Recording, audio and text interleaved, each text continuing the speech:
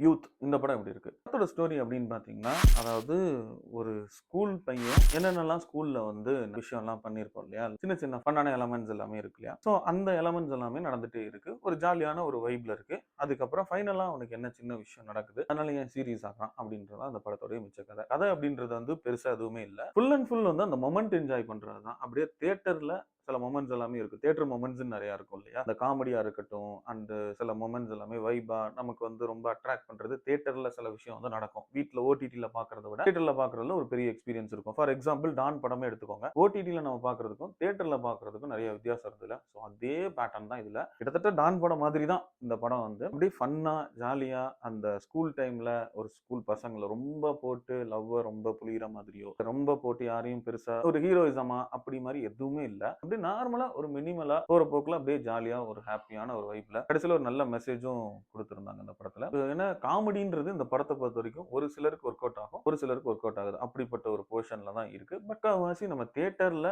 Enjoy பண்ணக்கூடிய ஒரு theatre மெட்டீரியலா தான் இந்த படம் வந்து வந்திருக்கு.